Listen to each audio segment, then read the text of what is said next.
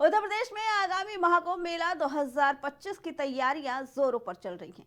यह ऐतिहासिक मेला 13 जनवरी से 26 फरवरी 2025 तक आयोजित होगा और इसमें देश विदेश से लाखों श्रद्धालु भी भाग लेने के लिए आएंगे।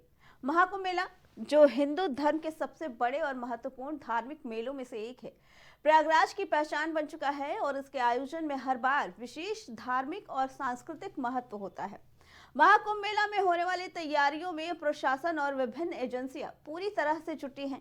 प्रशासनिक अधिकारियों का कहना है कि इस बार महाकुंभ मेला की तैयारियां पहले से कहीं अधिक व्यवस्थित और सुचारू रूप से चल रही है।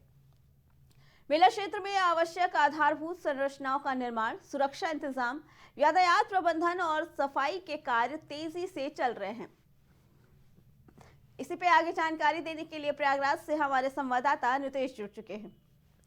नितेश, बस कुछ दिन और महाकुंभ का पहला स्नान शुरू हो जाएगा। 13 जनवरी को पहला स्नान है। क्या कुछ तैयारियां शेष रह गई है, क्योंकि अब तो साधु संतों का जमावड़ा भी प्रयागराज में लग चुका है। नितेश, देखिए, प्रयागराज सिर्फ इस समय प्रयागराज संगम नहीं, महाकुंभ का एक बहुत बड़ा साक्षी बनने जा रहा है। बहुत बड़ा आयोजन है और प्रयागराज में महाकुंभ की तैयारियों की अगर आप बात करें तो शहर का कोई ऐसा चौराहा नहीं है जहां पर आपको भव्यता, सुंदरता, खूबसूरती, लाइटिंग सब कुछ आपको देखने को मिलेगा। और जिस तरह से एक देवलोक की तरह से सजाया जा रहा है प्रयागराज, वो अलौकिक जो क्षेत्र बना है, बिल्कुल कि आप जाइए, तारों का शहर, तो अलग ही चीज है। प्रयागराज में इस समय कुंभ ही कुंभ चल रहा है। जी नितेश, जो महाकुंभ क्षेत्र है वो तो बनाया ही गया है दिव्य, भव्य और नव्य, लेकिन बाकी का जो प्रयागराज का हिस्सा है उसको किस तरीके से अपने धार्मिक दिखाने के लिए सजाया गया है?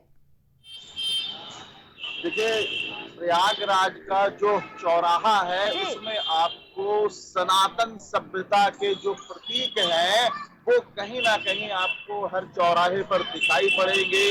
लोगों को आकर्षित करते हैं वो जो स्तंभ बनाए गए हैं।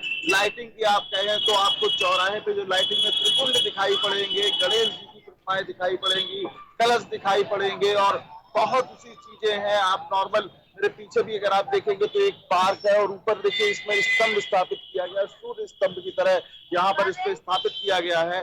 तो इस तरह से सजाया जा रहा है चीजों को, बहुत ही मतलब आकर्षक बनाया जा रहा है इस समय। जी नितेश, वहां पे जो यात्री पहुंच रहे हैं, जो श्रद्धालु पहुंच रहे हैं, रास्ते में उनको किसी भी तरह की कोई परेशानी ना हो, इसके लिए क्या व्यवस्था की गई है? चाहे खाने पीने की हो या आवागमन के लिए जो साधन है उनको लेकर क्या कुछ व्यवस्था की गई है?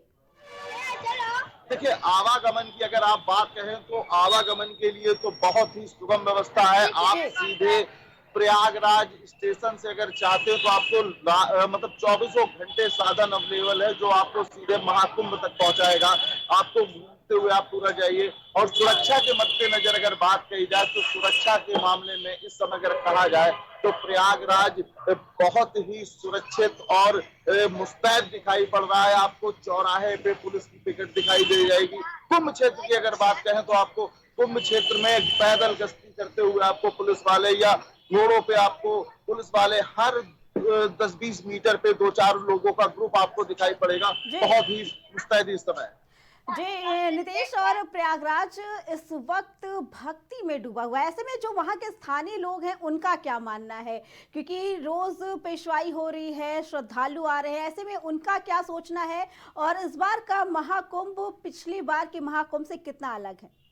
नितेश, देखिए, जो कुंभ की बात कही जाए तो कुंभ तो 2019 में भी हुआ था, मगर वो अर्ध कुंभ था। मगर ये भव्य जो है, दिव्य है, अलौकिक है और लगभग 144 साल के बाद जो ये कुंभ है इसे पड़ रहा है, जो इसका योग बन रहा है, तो इसको लेकर के जो सरकार की तरफ से तैयारियां यहाँ पर की गई हैं, बहुत ही भव्य तैयारियां की गई हैं और बहुत ही भव्य तरीके से इसको मतलब एक तरह से क्षेत्र तैयार किया जा रहा है। बहुत ही अच्छी व्यवस्थाएं की गई हैं और यहाँ आने वाले जो यात्री हैं उनको किसी तरह की भी कोई दिक्कत नहीं दिखाई पड़ती। और अस्पतालों की बात कही जाए तो 200 बेड तक के अस्पताल आपको कुंभ क्षेत्र में मिल जाएंगे। आपको जो सरकारी सुविधाएं वो सारी आपको सुविधाएं वहां मिलेंगे। बड़े बड़े आप अगर देखा जाए तो सर्जरी लेवल तक के वहां पर आपको डॉक्टर अवेलेबल है कि आपको अगर इमरजेंसी किसी तरह की वहां कोई भी यात्री आ रहा है, तो श्रद्धालु आ रहा है, उसको किसी तरह की भी कोई समस्या है वहां पर सारी चीजें मुहैया हो। ठीक है जी रितेश, आपका बहुत बहुत धन्यवाद।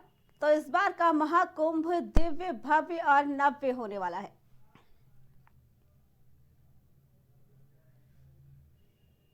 4 बजे की 4 बड़ी खबरों में फिलहाल इतना ही। बाकी खबरों के लिए देखते रहे प्राइम टीवी।